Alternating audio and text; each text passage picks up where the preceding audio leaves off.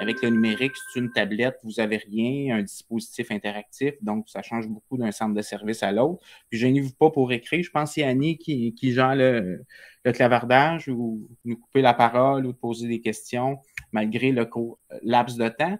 Des exemples concrets, vous allez avoir le document à la fin de la présentation.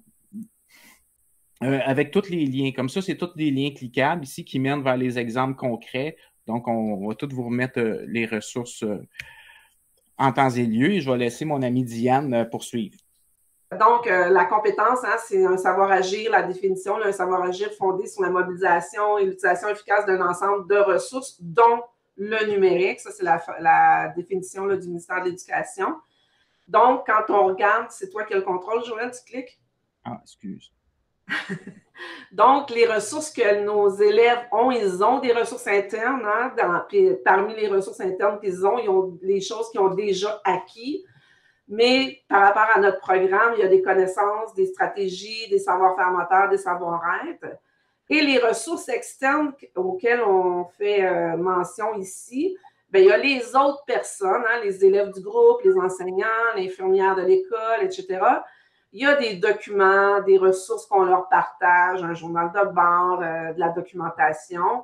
Le matériel, c'est les ressources externes, hein, tout le matériel qu'on utilise dans le gymnase ou en plein air, etc. Et évidemment, le numérique. Donc, est-ce qu'on a un projecteur? Est-ce qu'on utilise des iPads, des iPhones? Est-ce qu'on utilise notre ordinateur? Donc, voilà.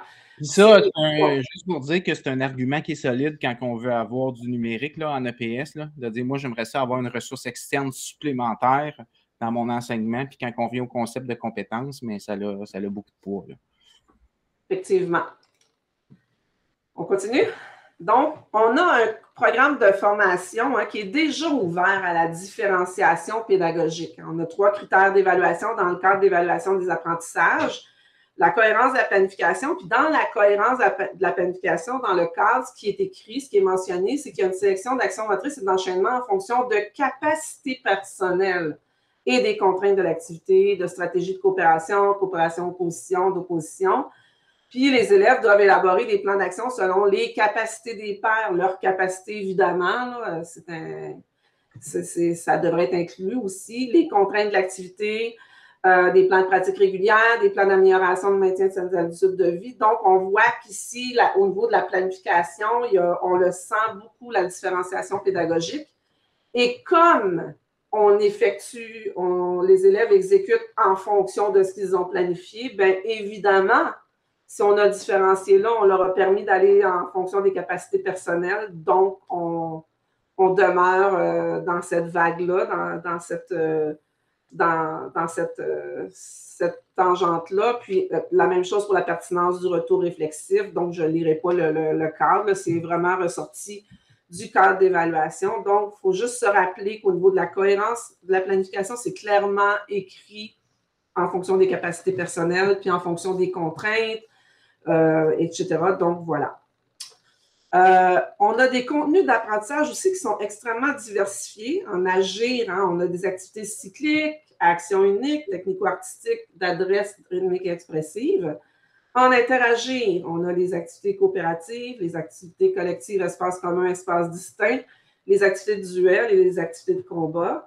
Et dans la compétence adoptée, on a nos saines habitudes de vie, là, nos contenus qui sont au regard là, de la pratique régulière, la pratique sécuritaire, l'hygiène corporelle, le sommeil, la relaxation, gestion du stress, l'alimentation, l'hydratation. Donc, on a des contenus extrêmement variés et on devrait chercher à toucher à tous ces contenus-là avec nos élèves.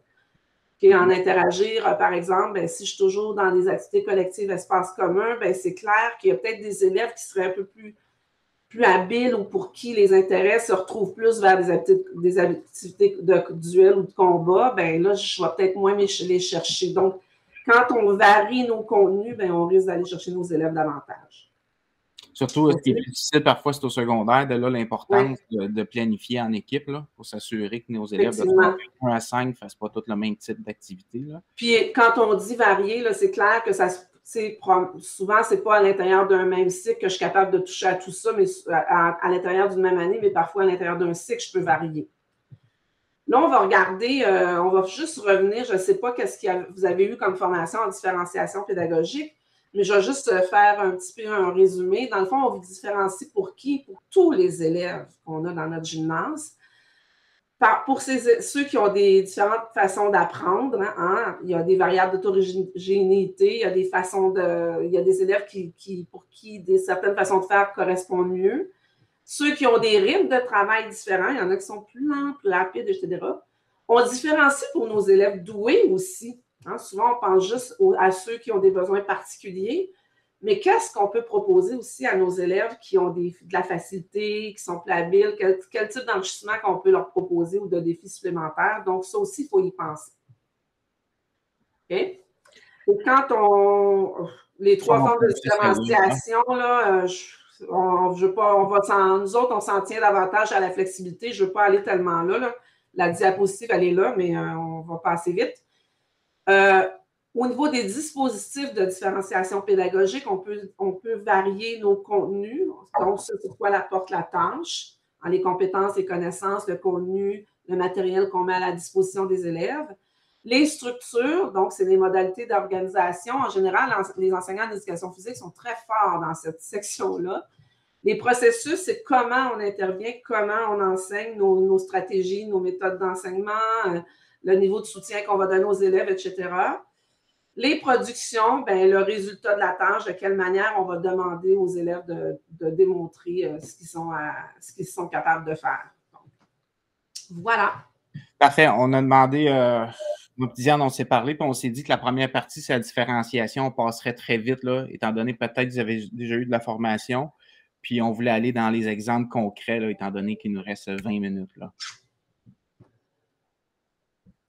Au niveau de l'utilisation des ressources à mobiliser, hein, dans l'utilisation du numérique, il faut penser qu'on doit répondre aux besoins des élèves, aux sentiments, aux besoins d'appartenance, de compétences et voyons, j'ai oublié le troisième, Joël, à l'aide. Autonomie. Autonomie, merci. Donc, et nos ressources externes, dont on va parler davantage aujourd'hui, le numérique, bien, ça va nous aider beaucoup à varier, bonifier nos stratégies d'enseignement, mais aussi, surtout, à aider nos élèves à mieux apprendre. Okay. Fait, puis voilà. Quand Diane parlait là, des trois besoins, en fait, peut-être vous avez déjà eu la formation ou une partie de la formation sur motiver pour apprendre, mais tenir compte de ces besoins-là. Donc, on voulait mettre la table rapidement là, pour ce qui est de la différenciation et le programme, puis on va rentrer dans des exemples concrets en rafale. Qu'est-ce qu'on pourrait faire avec le numérique qui apporterait une plus-value, puis on va essayer de faire le lien un peu avec la différenciation. Mais en fait, on va commencer un peu dans l'ordre d'un cours. Moi, je ne sais pas de quelle façon vous accueillez vos élèves, hein, mais l'importance de les accueillir, de leur dire bonjour, etc. Donc, est-ce qu'on attend que tout le monde soit assis? Est-ce que les élèves, quand ils arrivent, ont quelque chose à faire? Donc, on vous propose différentes façons de faire. Donc, pour accueillir ces élèves, quand on a numérique, mais il y a peut-être une possibilité d'offrir différents choix.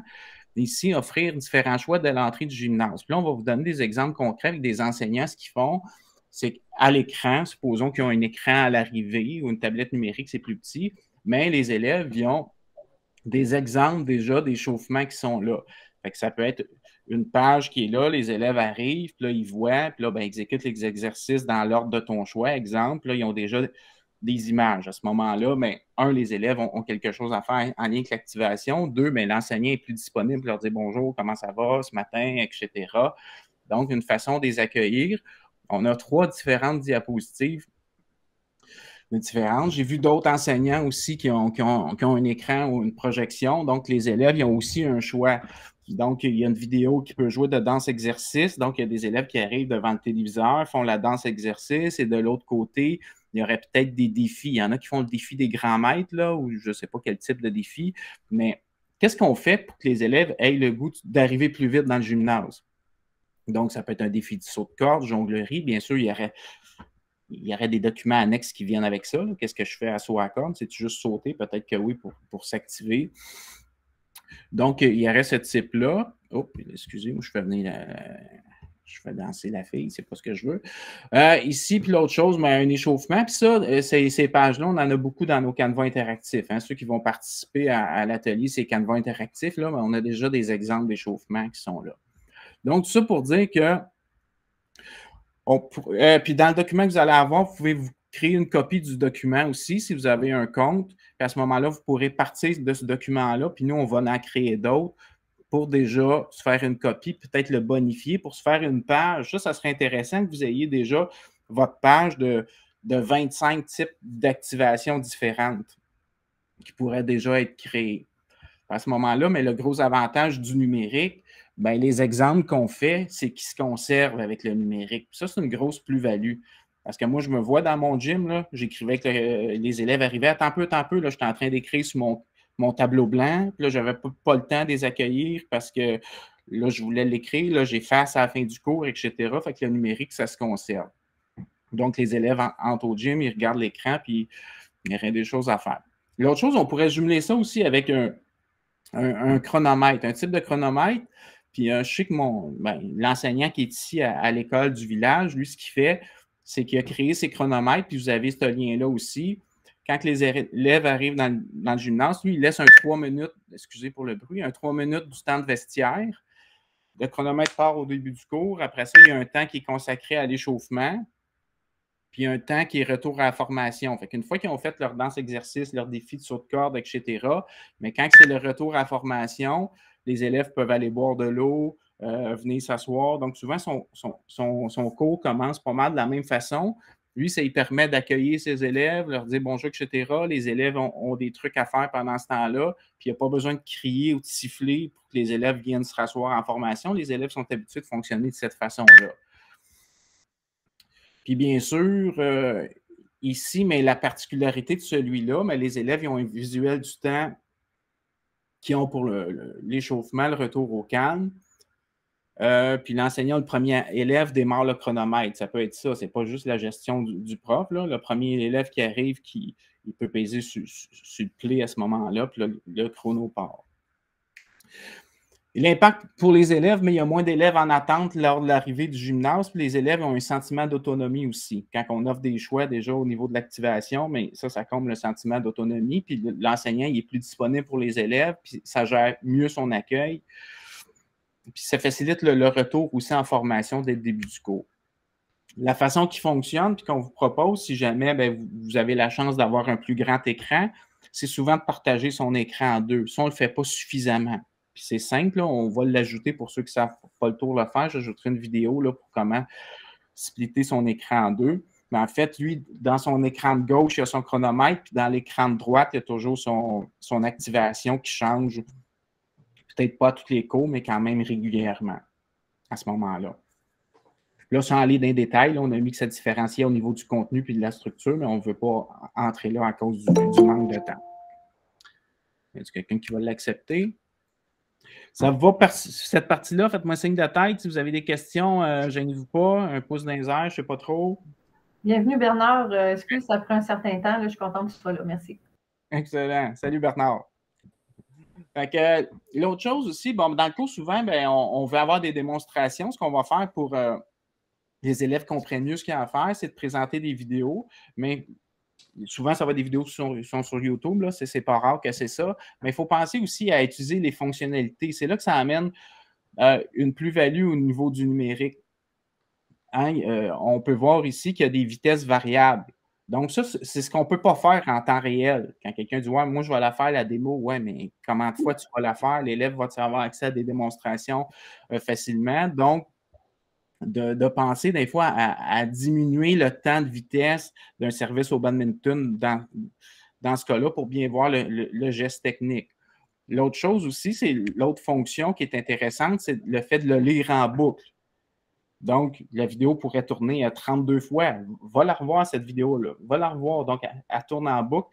C'est deux fonctionnalités qui sont très simples à utiliser, puis ça va jouer de façon continue. Donc, l'impact pour les élèves, mais ça va faciliter la compréhension.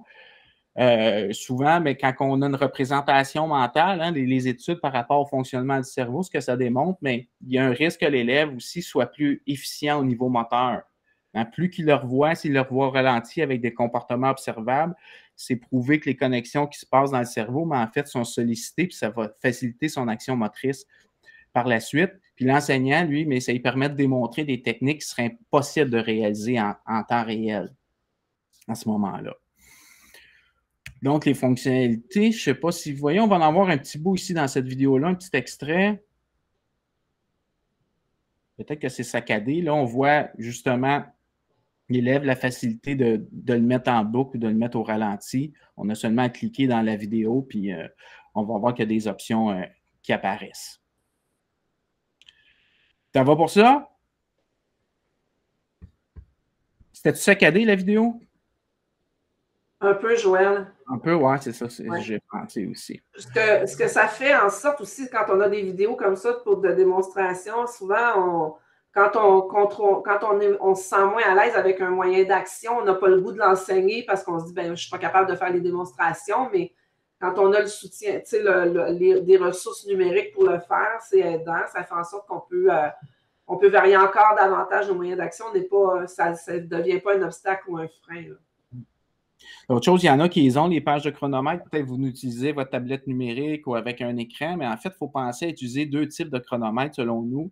Hein? Un chronomètre, peut-être qui a un visuel du temps restant, pas seulement des chiffres, mais c'est intéressant d'avoir une chandelle ou peu importe, on voit en haut à gauche, là, le cercle, c'est plus représentatif parfois pour certains élèves d'avoir une image, puis on peut s'en servir soit pour gérer des ateliers, des fois pour doser l'effort aussi. Nos petits pits, ils ont de la difficulté des fois à gérer bien leur effort. Ils partent en course pendant 2 minutes, puis les derniers 30 secondes ne sont plus capables parce qu'ils ont de la difficulté à bien la doser. Ça peut parfois aider.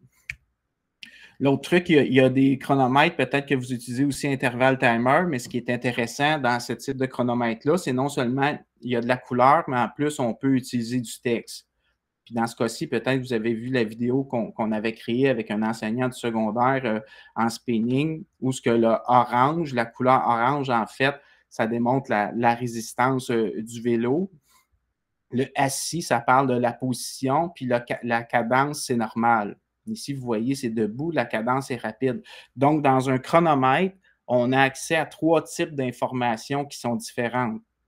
Ça, c'est quand même pas rien. Donc, les élèves les impactent, mais mieux doser leur effort. Souvent, il y en a qui ont un sentiment de sécurité. Pourquoi? Parce que vous avez peut-être des élèves qui demandent hey, comment il reste de temps, comment il reste de temps, comment il reste de temps. Des fois, juste la notion de temps, ça les aide à se rassurer, à une meilleure organisation. L'enseignant il est plus disponible, puis il y a moins besoin de crier le temps qui reste. Là. Je me vois enseigner des fois avec ma montre, puis OK, il reste 30 secondes. Donc, on fait souvent quand même ça. Fait que des fois, ça peut éviter ça aussi quand ils ont un repère visuel. Je veux juste ajouter, Joël, je m'excuse. Pour nos élèves qui ont des besoins particuliers, la gestion du temps, les repères de temps sont extrêmement aidants. Tu sais, si on a des élèves qui ont des difficultés de comportement, des choses comme ça, souvent, quand on met fin à une activité de manière abrupte, sans que ça ait été annoncé, des fois, ça peut devenir une escalade de non, je ne veux pas terminer tout de suite, ils veulent continuer. Donc, d'avoir cette espèce de ce visuel de temps-là restant, que c'est annoncé, c'est visuel, ça leur permet de mieux anticiper ce qui va venir, que la fin s'en vient. Là. Donc, c'est extrêmement aidant. Vous avez aussi cette page-là, ça aussi, lorsque vous allez avoir le document, hein, puis il y en a plusieurs qui l'ont mis dans leurs favoris. N'oubliez pas de le mettre dans vos favoris. Ce n'est sur des chronos là, qui mènent vers une page de chronomètre en fait. Puis dans celui d'intervalle timer, il y en a qui ont l'application. Mais nous, on en a créé au récit d'épée. Quand on fait une recherche du récit d'épée, en fait, ça va aller chercher l'ensemble des chronomètres qu'on a créés. Ça va arriver. Vous voyez, on a créé des routines d'accueil, déjà des gestions d'activités collectives, des parties, des matchs à ce moment-là, mais on pourrait s'en servir aussi pour ça. Il y a comme un 4 minutes de partie, il y a un 30 secondes de rotation, etc. Puis ces chronos-là, mais nous, on en a créé. Mais bien sûr, vous pouvez vous en créer vous aussi. Il y a différentes façons, puis ça se conserve. Donc, une fois qu'on en crée, on peut les garder dans nos favoris. On fera une formation pour ça, là, déjà, pour que vous ayez des procéduriers. On a déjà pas mal de documentation qui pourrait vous aider à créer vous-même vos propres chronomètres si vous en n'avez pas. Gestion du temps. En fait, l'autre qui permet de différencier aussi, c'est offrir des ressources puis la démonstration. Tantôt, On parlait peut-être l'enseignant qui démontre au ralenti, etc., en boucle, mais est-ce qu'en cours d'apprentissage, on disait que le numérique, c'est une ressource externe, mais est-ce que vous en avez des ressources externes pour aider vos élèves à mieux apprendre? On peut voir ici, je ne sais pas si on va bien voir, là, donc un élève ou des élèves qui pourraient aller consulter un document de démonstration. Dans ce cas-ci, c'est les pailles. Ici, c'est avec une tablette numérique. Ici, on peut voir qu'il y a un tableau interactif. Puis là, ça naît ça du double écran. Là, on peut voir qu'il pourrait y avoir 2 élèves en même temps qui consultent une ressource de démonstration au moment opportun à ce moment-là. Qui est là, mais avec la tablette, ben, l'avantage, c'est qu'on peut y aller à l'endroit désiré grâce à la mobilité. Le dispositif interactif, on peut y aller à 2 utilisateurs en même temps. Ça, c'est un gros avantage aussi. On pourrait le faire avec la tablette numérique, mais on s'entend qu'elle est plus petite, mais on peut faire de la séparation de l'écran aussi. Puis avec le numérique, mais les vidéos peuvent être appuyées par du texte et une description audio. Ça, c'est intéressant quand on parle de différenciation. Ce n'est pas juste l'image. Parfois, on a de l'audio. Donc, l'élève peut choisir des actions motrices parmi celles proposées. Les impacts, mais je les ai un peu nommés tantôt là, par rapport aux impacts de l'élève puis de l'enseignant. Puis, je suis certain que vous en voyez quand même beaucoup d'impacts d'avoir des ressources pour les élèves. Donc, si on prend notre autre page, mais en fait, on vous a mis une page que c'est tous des liens cliquables qui sont des ressources spécifiques aux élèves. Si je prends celui de... Ça, il y a une situation d'apprentissage qui vient avec ça. Si je prends la situation qu'on a créée avec Batman, Superman, bien, si je clique sur le Batman, bien, déjà là, j'ai un mouvement. Si je clique dessus ici, mais en 2 clics, j'ai accès à la démonstration vidéo, puis avec l'image, avec du texte. Là, on voit qu'au niveau de la différenciation, il y a vraiment de plus-value. Au niveau de la rapidité de chercher de l'information, en plus, mais il y a du texte, puis il y a une vidéo qui vient en appui. Donc, les élèves, ça pourrait être présenté en grand groupe ou les élèves au moment opportun, si vous avez une routine à faire, une création d'enchaînement d'actions pour un entraînement quelconque, mais les élèves ont accès soit avec la tablette ou avec un ordinateur ou en 2 clics, on revient à notre page. Donc, ça, c'est juste des ressources consacrées aux élèves. Ce n'est pas le Canva interactif dans son entier. Tantôt, on le verra à l'autre atelier pour ceux qui vont participer à l'autre atelier. L'autre chose qui favorise la différenciation, c'est la captation d'images pour s'observer et réguler. Si on n'a pas le numérique, mais on va être limité au niveau de la régulation. Oui, on peut avoir du questionnement, des stratégies, mais le fait de savoir agir, c'est certain que ça apporte une plus-value. Puis souvent, bien, pour ceux qui en font de la capture vidéo, puis ceux qui me connaissent, mais je dis toujours de commencer avec la capture vidéo, de ne pas filmer en fait, c'est d'utiliser de l'image en différé. Hein, l'image en différé, c'est que l'élève se place devant la tablette dans ce cas-ci, puis on met un délai, exemple, de 15 secondes. Donc, l'élève, il n'y a rien à toucher. Donc, ça peut être un atelier, tu laisses ta tablette dans le coin, au début du cours, tu mets 15 secondes de délai, tu sais qu'il y a toujours un retard. Les élèves qui en ont besoin, mais peuvent aller faire l'action motrice. Là, il faut que ça dure moins que 15 secondes dans ce cas-là. Là. Ils font leur mouvement, puis ils vont se voir devant la tablette. Puis là, bien sûr, il y a des questions qui viennent avec ça, là, parce que pas parce que tu te vois que ça a un impact, là. Okay? Puis là, il y a une formation sur la capture vidéo, mais là, on ne veut pas rentrer là pour le temps qui reste. Puis l'autre chose avec le numérique, ce que ça permet de faire aussi, non seulement que là, on pourrait filmer puis le conserver, hein, mais on pourrait annoter, puis on pourrait comparer aussi avec un autre modèle. Il y a plein d'outils qui permettent de la comparaison vidéo ou une image, parce que là, on emmène l'élève ailleurs à un autre niveau. Donc, imaginez un élève qui n'a pas de ressources externes versus celui qui a la chance de se voir, de se comparer, d'annoter. C'est sûr qu'on est ailleurs au niveau de la compréhension de concept. Là. C'est certain que ça va aider l'élève. Donc, je ne renommerai pas les avantages. Là. Je pense que je les ai nommés aussi pendant ma présentation de cette page-là. Dans la deuxième page, vous allez avoir le document. Donc, je reviens sur un article que j'avais écrit en lien avec la capture vidéo. Vous prendrez le temps peut-être de la lire ou la vidéo ne fonctionne plus. Puis, c'est quel outil? Excusez, je ne veux pas vous étourdir. Mais en fait, dans ce document-là, il y a les outils qui font de la capture vidéo, que ce soit avec l'ordinateur, quels sont les outils qui sont gratuits ou payants. Donc, tous les liens sont cliquables ou avec la tablette numérique. Bien sûr, si vous avez des questions dans le groupe L'éthique en EPS, où on a une adresse courriel, vous pouvez communiquer avec nous presque en tout temps. Ça nous fait plaisir de vous soutenir là-dedans. L'autre chose qui permet la différenciation, mais peut-être qu'il y en a qui font des équipes de différentes façons, hein, vous le savez, l'important, c'est d'éviter peut-être la technique des capitaines, là, qui n'a pas tant d'avantages pour les élèves. Là, mais je vois encore ça. Hein. Puis, des fois, j'ai des réponses de toutes sortes, de dire, ouais, mais dans la vie, tu apprends quand tu es choisi le dernier. Bon, ben, OK. On peut jaser longtemps, là. Tu vas me dire ce qu'on apprend réellement. Là. Puis, as-tu déjà été choisi dernier? Non. OK. Donc, ça pour dire qu'il y a différentes façons de faire les équipes. Hein, puis le numérique permet, je ne dis pas de le faire tout le temps avec le numérique. Là. Donc, TeamShake en fait, Kimco en fait.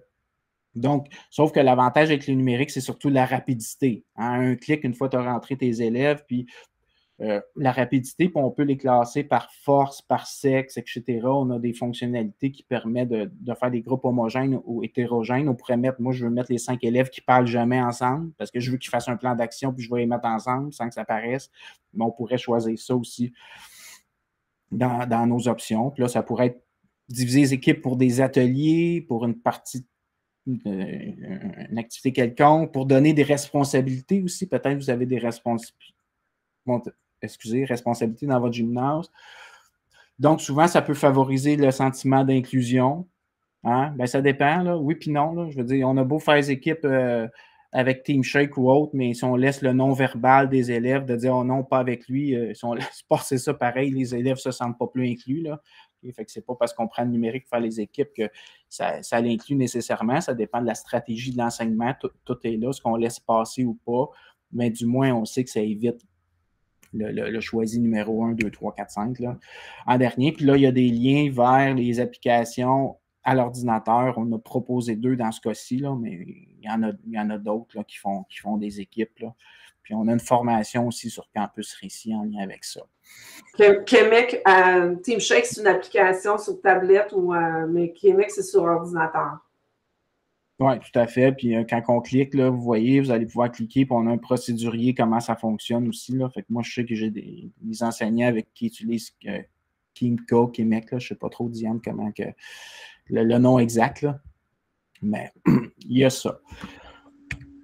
L'autre chose aussi, varier des ressources pour démontrer. C'est important, on a des élèves qui apprennent de différentes façons. Donc, qu'est-ce que vous avez pour démontrer différentes stratégies? T'sais, on pourrait s'en servir pour mieux comprendre le positionnement, pour que les élèves élaborent même des stratégies, pour faciliter les explications. Donc, pour ceux qui connaissent le document, peut-être vous l'avez vu, hein, on a créé... Oh, ça mène vers l'article. Je croyais que ça mènerait vers le terrain. Bon, Donc, en 2 clics, vous avez accès à différents terrains. Si je veux un terrain de basketball, ben, je clique sur le terrain de basketball. Vous avez les déplacements qui sont là. Vous avez des objets que vous pouvez ajouter. Vous avez l'option crayon, même qu'on peut écrire par-dessus.